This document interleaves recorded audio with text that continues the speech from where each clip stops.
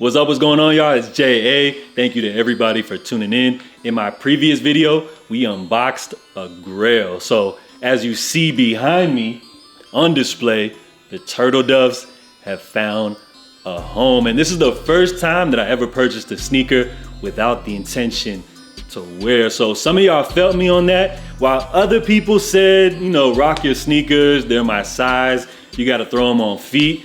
And I get it, trust me.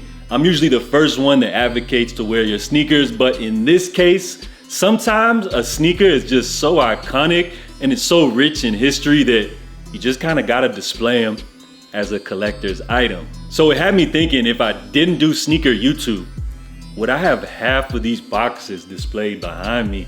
Is low-key almost giving me hoarder vibes, and I feel like I should definitely one day start to sell off some of the pairs that I don't wear. So looking through these boxes, I noticed a lot of gems, a lot of pairs that I feel like didn't get enough appreciation over the years. I mean, with so many sneakers, you can only wear so many, right? I feel like some of these pairs kind of got lost in the shuffle and are low-key underrated. And when I say underrated, I just mean I haven't worn them enough, and I feel like they haven't gotten as much appreciation in my collection as they should have. So right here, I got the top 5 most underrated sneakers, no particular order. Let's get straight into it. Up first, the 700 V2 Hospital Blue. I believe this pair originally released back in 2019. The retail for the 700 V2 at the time, $300 US. Now, at the time these dropped, I remember them sitting on YEEZY supply for multiple days. These were labeled as bricks.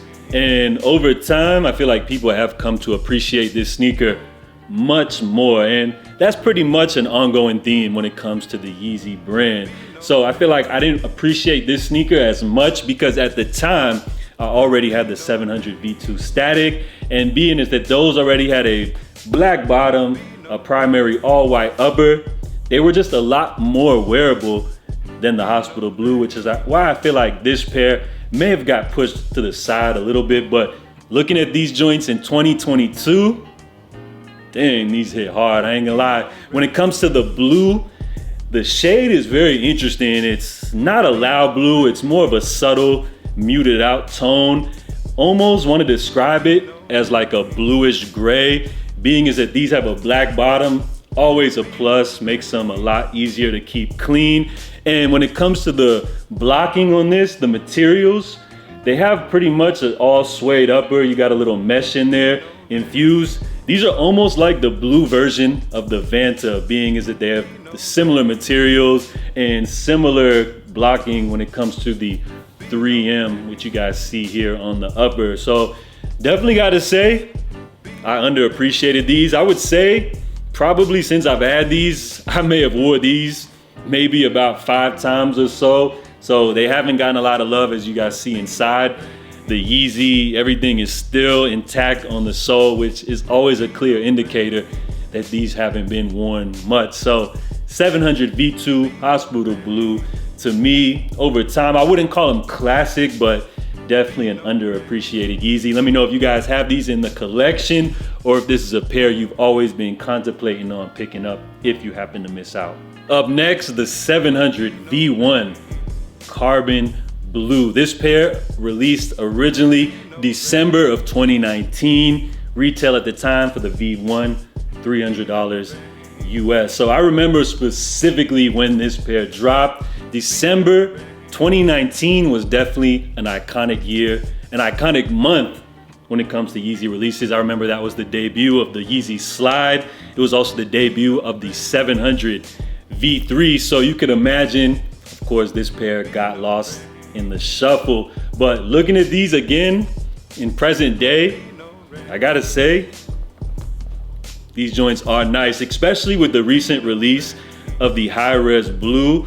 I would say that when it comes to the color blocking, the Carbon Blue did an all blue YEEZY just a little bit better. So first and foremost, you got the gum bottom. You guys know I'm a sucker for gum bottoms. The blue on here features multiple tones. You got light blue, you got an almost purple like blue, navy, all kind of different blues going on within this shoe. And then to really set it off, you got the orange drips, which were kind of iconic for the V1. Some of the earlier models of the V1 always featured a loud color here on the back drip area, kind of something to make it clash and stand out, and I feel like was really a signature of the earlier V1s. But unfortunately, due to the fact that December 2019 was flooded with so many great pairs, these joints just happen to go under the radar. But looking back at them, I feel like these are definitely a great pair of Yeezys. And thinking about selling off some of these pairs, I gotta say that I would definitely have a tough time letting these joints go. So the 700 V1 Carbon Blue, another underrated Yeezy that I feel like a lot of you guys should have in your collection. Let me know what you guys think about these joints down below. So we got another pair from 2019, the 700 V2 Tephra. Now this release has a somewhat interesting story. Of course, the color blocking on this being is that you got primary earth tone colors, a lot of brown going on there, some gum bottoms going on. A lot of people compare these to the Geodes, which somewhat made these, I feel like, go under the radar. Now, when it comes to the release, the reason I feel like this release was a little bit special is I feel like Adidas' intention was to make this sneaker feel a lot more limited and a little more special than usual. This was coming at a time where people were starting to say that the Yeezy hype was dead, being as that they upped production numbers, and some Yeezys were actually sitting on Yeezy supply back in the day. As you remember, that was the case with the Geode. That pair sat for weeks on Yeezy supply. So I feel like with the Tephra, they wanted to make things feel a little bit different. So I remember the release was scheduled for a Saturday, and I believe Adidas did a shock drop on this pair on like a Tuesday at midnight, catching a lot of people off guard with the quick sellout with the shock drop at midnight. I feel like it made a little more hype, you know, as people get a little more excited for pairs that they feel like are unobtainable. Then they went ahead and still released them for the Saturday drop on Yeezy supply, and they sold out fast. So this pair did sell out quick, but I feel like it was underappreciated for me in my personal collection due to the fact that I already had the Geode, and since those were just a slightly darker variant, I feel like I wore them much more often just due to the fact they were a little more durable. But I definitely appreciate the lighter tones with this sneaker. As you go from the gum bottom, you have a dark charcoal color sole, and it just gets lighter as you get to the top. So I feel like this was definitely another underrated pair. As you see, my pair is pristine, elite condition. So maybe I should throw these on and give them a little bit more wear in 2022. What do you guys think about the Tephra? Underappreciated or overrated? Up next, the Yeezy Desert Boot. This is the Salt colorway, a colorway that has yet to re-release since the original drop. And I feel like a colorway that you guys don't see very often. Some of y'all may not even know this pair exists. So the Yeezy Desert Boot, it originally debuted with the Yeezy Season Collection, something that Kanye was doing on the side apart from his Adidas deal. Then it came to a point where Adidas picked up the production on the Desert Boot and made a more affordable version of this boot. So they dropped the first collection with the rock and oil pair, and then for the second drop, they dropped the two original colors, but then they added in the Salt colorway. And being is that I passed up on the original Adidas drop because I have the Yeezy Season boot, I had to go ahead and pick up the Salt colorway just because this was so different. Now, Yeezy did drop a few different Salt colorways, you know, with different models. I remember the 700 V1 Salt, but it's just something about the Desert Boot, you know, that just does something for me. I love the fact that these are just so chunky, which gives it kind of a futuristic vibe. But in terms of sizing, these joints are just so crazy. That's why I feel like these were underappreciated and a pair that I didn't wear as often as I should have, because unfortunately I got my wrong size. Now, I went with my Yeezy size, which we always say is a half up from your true to size. My true to size, 10.5. Got these in an 11, and I was super disappointed due to the fact that these joints still fit tight. Like my mind was blown. I loved the way this model looked, but putting them on feet, they were just too tight. Like my toes crunched up in the area. So I didn't get to appreciate these as much as I should have. I did find a trick though, by taking out the insole.